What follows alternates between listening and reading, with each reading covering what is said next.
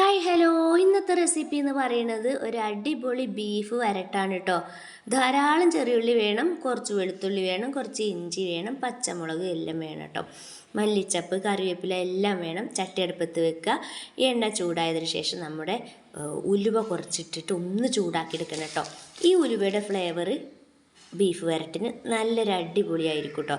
പിന്നെ നമ്മൾ തൊലി കളഞ്ഞ് വെച്ചിട്ടുള്ള ചെറിയുള്ളി അങ്ങോട്ട് ഇട്ട് കൊടുക്കുക. ബാക്കിയുള്ള പച്ചമുളക്, ഇഞ്ചി, വെളുത്തുള്ളി ഒക്കെ നമുക്കൊന്ന് ചതച്ചെടുക്കാം കേട്ടോ.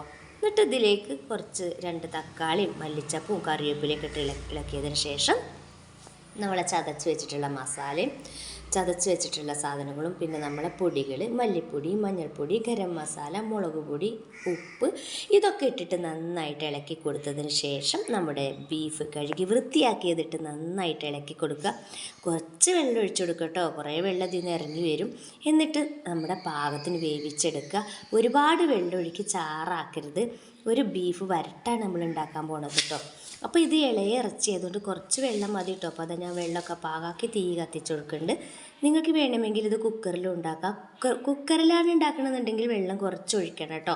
എന്നിട്ടിത് നല്ലോണം കത്തിച്ച് വറ്റിച്ച് വെന്ത് കിട്ടി. ഇനി നമുക്കിതിലേക്ക് നല്ലതുപോലെ കുറച്ച് ചെറിയുള്ളിയും മല്ലിച്ചപ്പും കറിവേപ്പിലൊക്കെ മൂപ്പിച്ച് അങ്ങോട്ട് ഒഴിച്ച് കൊടുക്കുക.